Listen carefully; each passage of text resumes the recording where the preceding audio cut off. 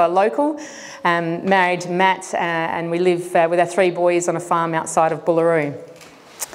I'm the founder of Hats Off for Health Chats, which is a side project of my initial project, Good Gracious Gut.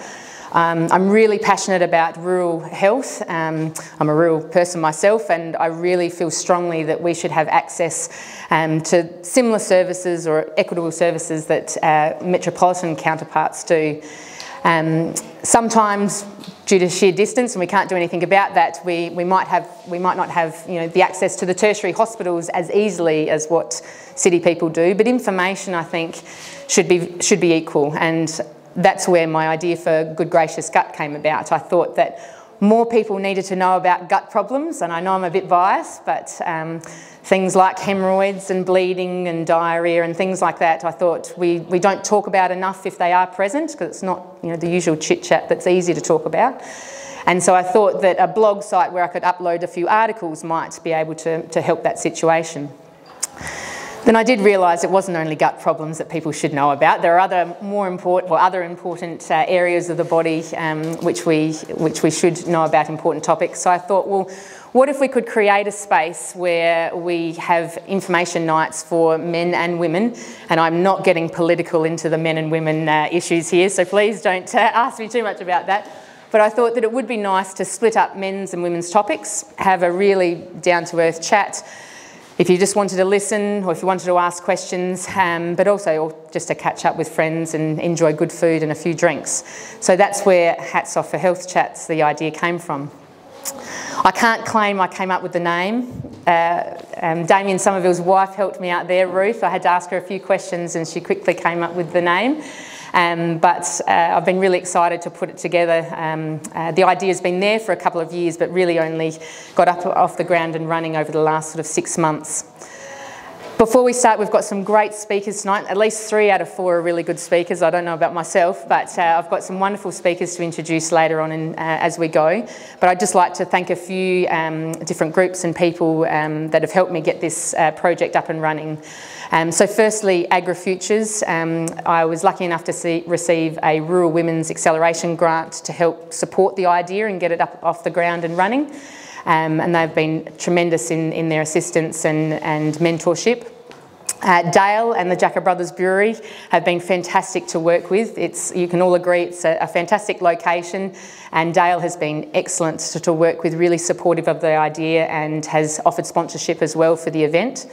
Meredy, who's offered sponsorship with the videoing. So if your loved ones wanted to watch the talks tonight, or if you had friends that missed out, or if you're keen to listen to them again, they'll be uploaded in the next few weeks, hopefully, that you can view.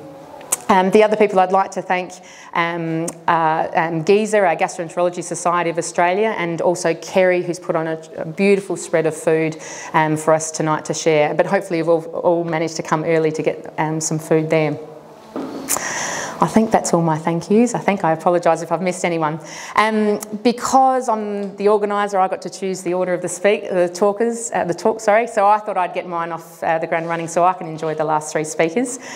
So I've decided to talk about bowel cancer and gut health. I'm very passionate about bowel cancer and trying to spread information about it, really to lower the incident rates of bowel cancer, because Australia has one of the leading rates of bowel cancer, which is quite astonishing in this day and age, given that we're such a developed country and have access to the facilities and technology that we have.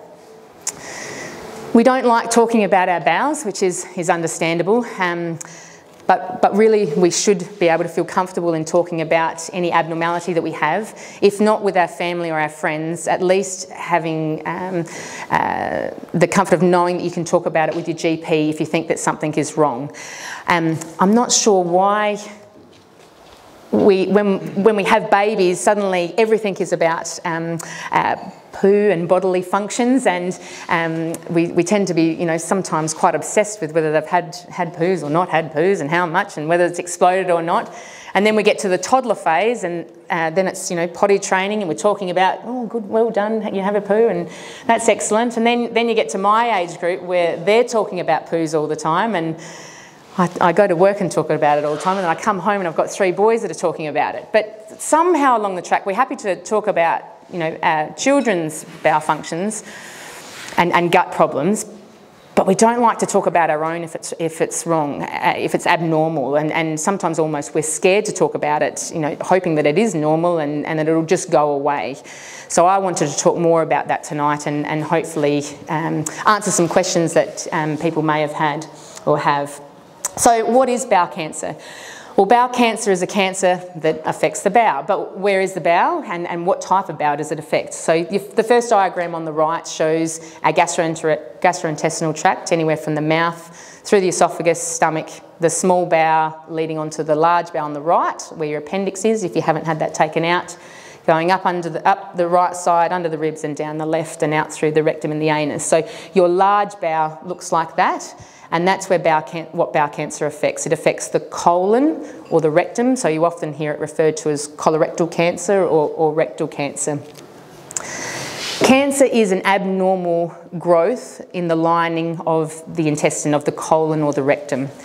Now, in our intestines, we shed our cells of the intestines, all of them, about every 10 days. Obviously not all at once, in a sort of sequential fashion, and that comes out in our faeces along with bacteria and other waste products. And for every one cell that we lose, another one is made. So there's a nice balance and equilibrium, and bodies like balance. But if we have some damage to our cell lining and our cells, from different exposures, different chemicals, whether it be smoking or alcohol or age-related changes that damages that cell in that bowel, it may lose or gain the ability not to die, and it'll stay in the bowel. Now, if that cell then stays in the bowel, it can divide into 2, then into 4 and 8, and I've got to get my maths right, 16, 32. And then suddenly you've got a clump of abnormal cells that are in the lining of the bowel. Now, initially, this is simply called a benign polyp. A polyp, a group of abnormal cells that probably won't do anything and is certainly not cancer at that stage. But we know that about 1 in 20 polyps in the bowel can progress to cancer over around about 5 years. Some are more aggressive, some are slower than others. So not all polyps can be harmful, but some can be, and that's where we really need to intervene to try and find these polyps and remove them before they can become cancerous. Polyps are fairly common, so 15 to 40% of people will have a bowel polyp sometime in their lifetime, more common in men and more common as we get older. Alarmingly, in Australia, over 15,000 cases of bowel cancer occur each and every year. And of that, over 5,000 people with bowel cancer will pass away each year in Australia. And as I mentioned before, we have one of the leading rates of bowel cancer in the world. We often think about it as an old person's disease, but you can see here alarmingly, nearly 10% of people diagnosed with bowel cancer are what we call young onset or are diagnosed below the age of 50, and 5% of our deaths come from that group of people. Now, we don't know why this group is so prevalent, and it's actually increasing the rates below 50, and I'll talk a bit more about that later, but it is an extremely concerning fact. And if we put all the incident rates together, we've probably got a 1 in 15 chance of having a bowel cancer. Now, that may change depending on whether you've got a family history or other risk factors, but generally speaking, the broad population, it's about 1 in 15.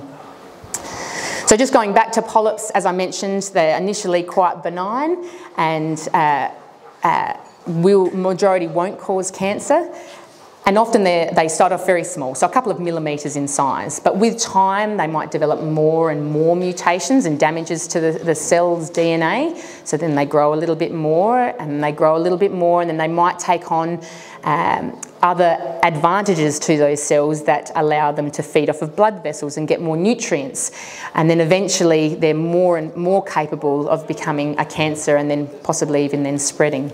Now, turn away if you don't want to see a picture of what a polyp looks like. These are 2 pictures here that I've taken of polyps off over the years. Obviously these are very large polyps. These will no doubt have turned into bowel cancer, but you can see there on the right of your screen the nice healthy bowel with normal blood vessels, and you can see that that polyp is quite abnormal, an abnormal growth. This one here you can see is actually sitting on a stalk there, and this is the polyp that we need to take off So polyps can look quite flat, some of them can look quite depressed, or some can sit up like a mushroom. So who gets bowel cancer? Bowel cancer can affect men and women, young and old. We think that men are at more risk than women, slightly, and probably due to the risk factors associated with bowel cancer. So we know that men consume more alcohol on a general basis, they consume more red meat, and are often more likely to smoke, which are three most common risk factors for bowel cancer. I mentioned about it affecting both the young and the old. The peak incidence is around 70 to 80, but it really starts to really increase after the age of 50, and that's why our National Bowel Cancer screening program targets 50-year-olds or above 50-year-olds. But family history has a significant role too. So 30% of bowel cancers diagnosed, someone will have a family member that is affected, and that might be one family member in terms of an uncle or someone a little bit more removed, or there can be a cluster of people in their family that have bowel cancer, their father, their two uncles, their cousin and what have you. And usually in that scenario, it's a hereditary condition. We know the specific gene that has increased their risk of causing cancer quite exponentially, and it can be tested most of the time. And this was, I think, one of the most important statistics, though, that if we do catch bowel cancer early, 99% of cases can be cured. The trouble is, less than 50% are picked up early, and that's where we need to work on and try and get that pickup rate much better than that. So what are some symptoms potentially that may be a sign of something sinister like bowel cancer? Well, I usually say any change in your bowels that are abnormal for you and that last at least 2 weeks is abnormal and could potentially be a sign. Now, this then comes back to knowing what your own body is and knowing what's normal for you. So someone's normal bowel habit might be waking up in the morning, having a cup of coffee and then going straight to the toilet. Someone else might be, they've had 20 years of going 3 times a day with a little urgency, but they go and it's maybe a little bit loose, but it's been normal for them. Other people might only go once a week, and if it's not causing any problems to them, then this is normal. But if suddenly the person that goes once a week is starting to go twice a day, or the person that's going 3 times a day suddenly has quite a hard stool and is not going at all, or very little, then that's abnormal.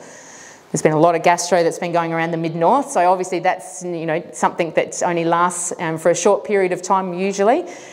But if anything stays that is abnormal and different from the person's normal, then they should see their GP and be further investigated. Not always is it going to be something like bowel cancer, but they might need further investigation and treatment of a simple infection or change in diet or what have you. And if those changes then don't resolve the problem, then maybe they actually do need more further investigation to see whether it is something more sinister. Bowel is always abnormal. Okay, so the majority of the time it can be something simple like hemorrhoids, but what's to say someone with hemorrhoids that bleeds doesn't also have a polyp or a bowel cancer that's bleeding at the same time? We don't know. It both looks like red blood in the bowl, so we really need to have a colonoscopy to look in the bowel to see what it is. And if it is hemorrhoids, then that's fine, and we might be able to offer treatment if it's needed or what have you, but it should always be investigated.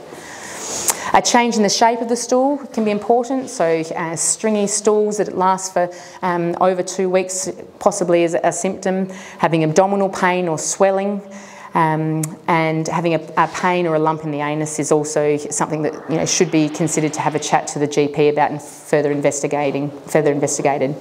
One of the tricky ones is fatigue. I've got young kids. I feel like I'm always fatigued sometimes. But sometimes that, coupled with if you go to your GP and trying to explain why people are fatigued and they find out that they're low in iron or you're anemic, that might be a sign that something's happening in the gut. And also unexplained weight loss is very important to further investigate. So we all have a baseline risk of bowel cancer, so 1 in 15, but what puts that risk up? in terms of being susceptible to bowel cancer? Well, we split those into modifiable and non-modifiable causes. So if we think back to the first slide where I said increasing age is important, well, we can't do anything about that, and I personally don't want to do anything about that. I want to be getting older. But there are things that are modifiable. So we know that smoking increases the risk of bowel cancer. So there's almost 70 carcinogenic agents in smoking that can attack the cell's DNA and possibly cause these changes. And the more that you smoke and the longer that you smoke increases your chances further. Alcohol increases the risk. So when alcohol is broken down to acetaldehyde, that can directly affect the DNA in the cells and potentially cause these changes as well. Now, we all should be aware of the guidelines, the safe drinking guidelines. So less than 2 standard drinks a day is optimal. But really, studies show that any drink of alcohol can increase your risk. Obviously, if you only have 1 drink a week or a month, that risk is very tiny, but it's always causing an increased risk.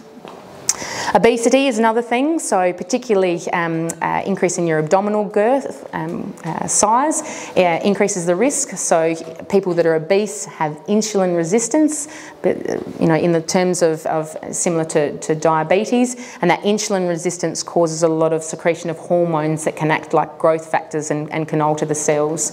And people who are overweight probably have a 1.3 times increased relative risk of having bowel cancer. And finally on the list is consumption of excess red meat or processed meat. So processed meats, the nitrites and the nitrates in them, the preservatives can potentially be harmful, and some chemicals in red meat, as we all eat our metwurst tonight. Everything in moderation is my spiel. So non-modifiable age, family history we've talked about, and hereditary conditions. Other things that also affect the bowel for the long term can potentially increase your risk. So things like inflammatory bowel disease can do so also. Coming back to age and the young onset, there's so much research around the world looking into why more and more people under the age of 50 are getting bowel cancer. We think in this day and age it's possibly related to the risk factors that I've spoken about before and a really unhealthy Western lifestyle. So in this day and age we're consuming more alcohol, eating more processed meats, becoming more obese, less physical exercise, more smoking. But also there's probably some genetic component that we just haven't found out about yet. So that is where it comes back to, if you have any change of your bowels, regardless of what age you are, seek out help and further investigate, because it's probably going to be nothing, but if it isn't, you don't want to miss it. And that was just a little slide, I'm sorry that this side can't see it very well, but a little slide, or graph, showing that the increase rate really starts to increase up after the age of 50, and around the 17 to 80 mark is really high chance. So how is it diagnosed? Well, it's probably split into 2 groups. So we've got a group that if you do have a change in your bowel habits or bleeding or what have you, some symptoms, you're going to follow a different pathway of getting diagnosed to someone that enters the screening program. So the National Bowel Cancer Screening is free of charge. The program sends out a stool test to check for blood in the stool after the age of 50, and then every 2 years after that until the age of 74. Sorry, they're ageist, they cut you off after 74, but you can get these stool tests before the age of 50. They test for blood in the stool that you can't see. So if you've got bleeding that you can see in the bowel, you don't need a screening test, because you should be getting investigated regardless, generally speaking. But the stool test is there to pick up any bleeding that people don't have any symptoms of at all. And then not all people with bleeding will have a bowel cancer, but then you need to go on to have further investigations to work out whether it's something completely harmless or it is something that we need to worry about. And we do that through a colonoscopy. So the other group of people are the people that have symptoms, okay? So if you have bleeding in the stool or a change in your bowel habit, you'll go to the GP, you might have a stool test to check for infection, you might have a blood test to check whether you're anemic, you obviously have a good, hopefully thorough history and examination if you've got a good GP or a good doctor. Then they might go on to maybe organising some imaging, so a CT scan potentially. But then if it's still unexplained and if it's still ongoing, then a colonoscopy is your next best bet. So I brought some props with me.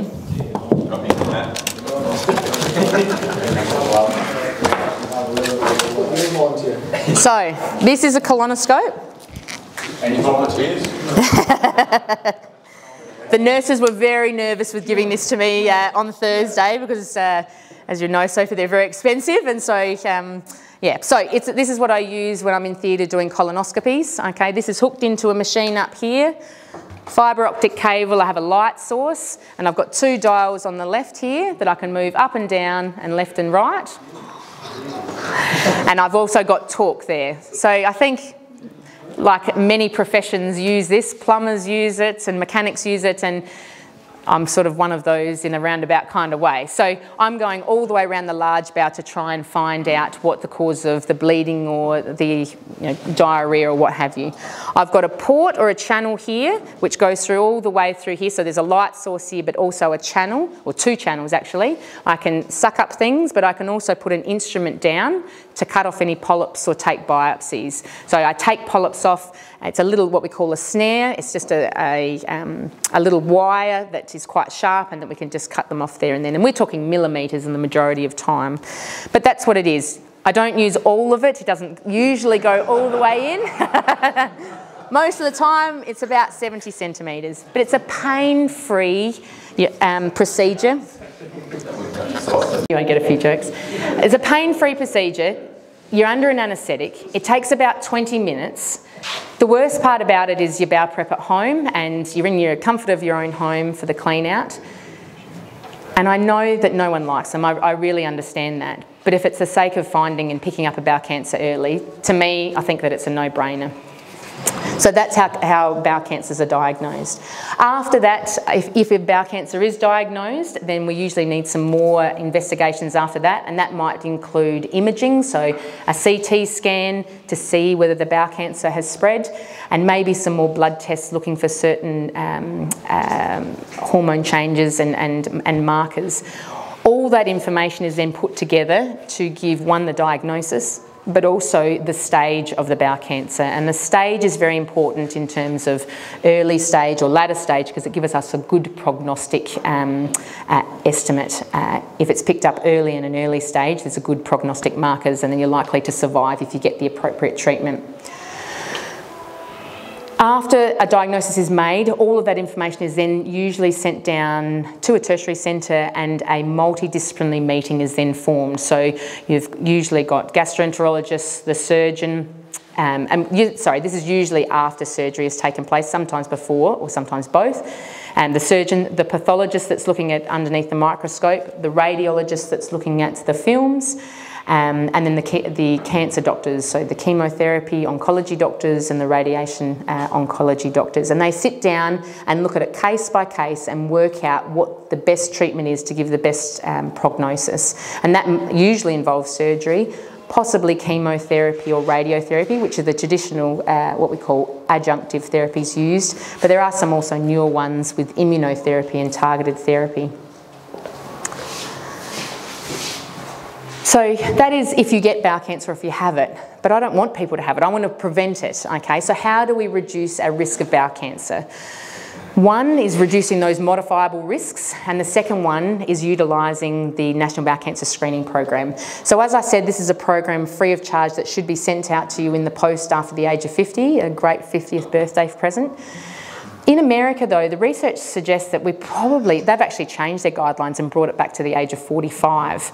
And in Australia, we encourage people to be seeing their doctor and be using it now. And this has only been a recent change, that we should be using it from the age of 45. Unfortunately, there's not enough funding as yet to provide that free of charge. So just looking around the room, I think the majority of us probably over or getting close to the age of 45, probably not a couple of you there, but so this might be something to be thinking about. Of all people that use a stool test, a screening test, probably about 10 to 15% will have a positive result. A positive result doesn't mean, yay, you're free to go. A positive result means you've actually got a bit of blood in the stool test. But doesn't mean that that leads to bowel cancer. So if you have a positive bit of blood in the stool, there's probably about a 1 in 20 chance you might have a polyp, a benign growth. There's about a 3% chance that you might have a bowel cancer. But hopefully, because you haven't had symptoms, because this is a screening test, you shouldn't be having symptoms, we've picked it up early enough that it can be curable.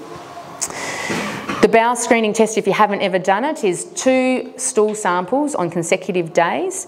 We do 2 samples because we know that bowel cancers or polyps, which can also give a bit of blood, don't necessarily bleed every day. So that increases the pickup rate. And if you're doing that every 2 years, that pickup rate is getting so close to 100%. Unfortunately, though, it isn't 100% at this stage. And then once you've had, if you do have a positive stool test, then yes, you do need to or should be referred on to get a colonoscopy. But we also need to reduce our modifiable risk factors. So alcohol in moderation, okay, and trying to stick with those guidelines of less than 2 standard drinks a day. Smoking, no smoking is good, so reducing the smoking in as much as you can, but the optimal is to stop completely. Exercise, there actually is evidence that regular physical activity reduces your risk of bowel cancer by about 15%, so 30 minutes a day regularly is what we aim for. Optimal weight, having a normal waist circumference and then within the normal weight range reduces your risk. Diet, we've already talked about red meat, we'll forget about tonight, but trying to keep it at a minimum to at least no more than 4 serves a week and keeping preserved meats at a minimum. There is also evidence behind plenty of fresh fruit and vegetables in your diet preventing bowel cancer and a good intake of dairy. So doing all of those things. Now I talk about gut health quite a bit, and I know it's not everyone's cup of tea and it's probably bores a lot of you. But there's so much information out there, isn't it? So on one hand, I tell patients, you need to increase your red meat intake because you're anemic and you've got low iron. And then I'm telling you, don't have red meat, but stay away from preserved red meats because it's increasing your risk of bowel cancer. I'm telling you to stop drinking alcohol, and then on sunrise they're saying, well, actually red wine's good for you, and then coffee's good for you, but then it's not. And it can be a real minefield sometimes. So the second part of my talk is talking really about gut health and what you eat and really about our microbiome. Whatever we put into our mouth, whatever we do to our bodies is going to affect our health to some degree, whether that's good or that's bad. It's always going to have an effect. And some people need to make specific changes to better their health in terms of what we eat for their gut health. So for example, someone with celiac disease has an intolerance to gluten, and so they are better off avoiding gluten in terms of their symptoms, but their overall general health. People that are lactose intolerant, that have maybe diarrhoea with lactose, should, if they want to, avoid lactose to avoid having their symptoms. But for the general population, sometimes it can be a bit of a minefield about what to do and what not to do. With our microbiome, when I'm talking about that, I'm talking about the trillions of bacteria, fungi, and viruses in our gut. They reside anywhere from our mouth right through to the anus, but usually they live in the large bowel. It's quite acidic in the other areas of our stomach and our small bowel.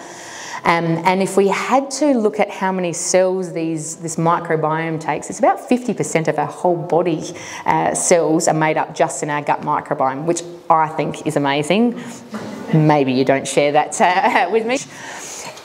We develop our microbiome actually when we're in utero, so in the mother's uterus, and then the first year of life it really mimics the mother quite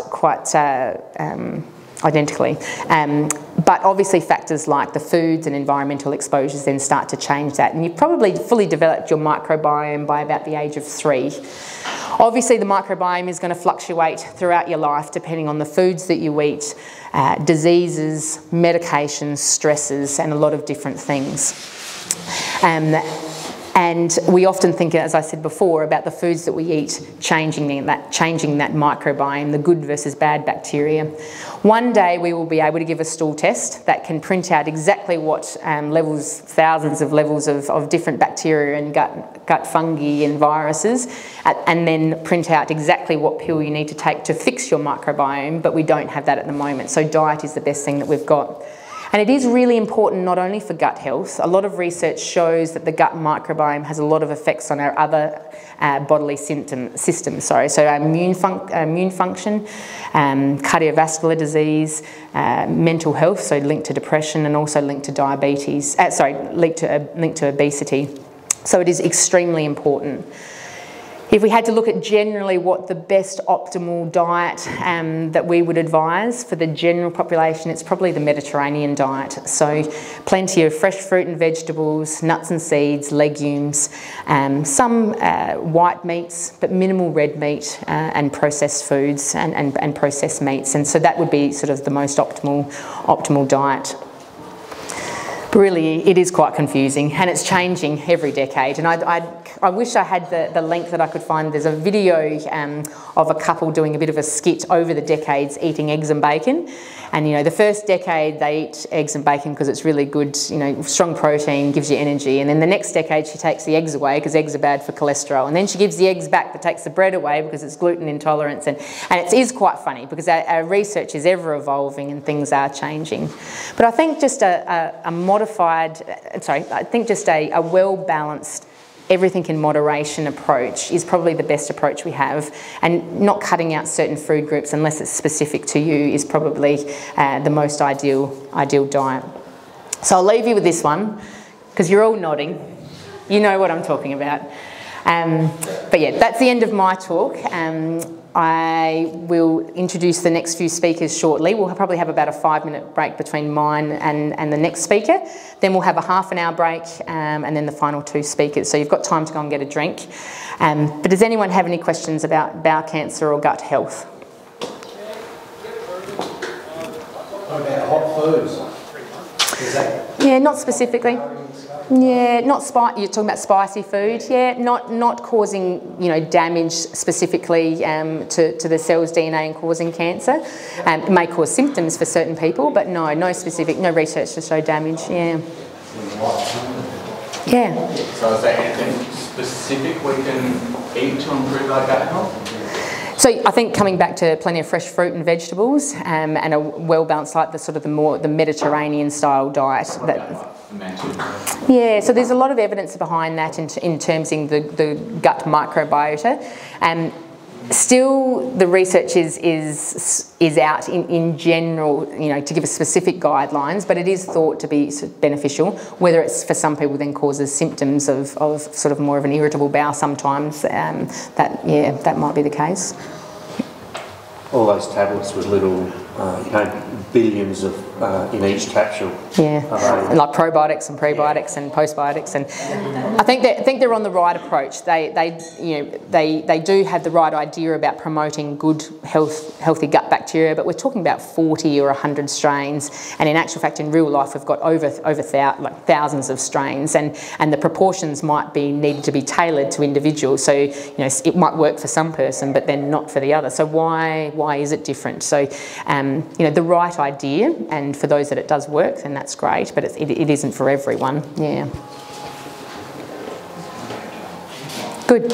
All right, have a quick 5-minute break while we load up the next talk, and we'll keep going.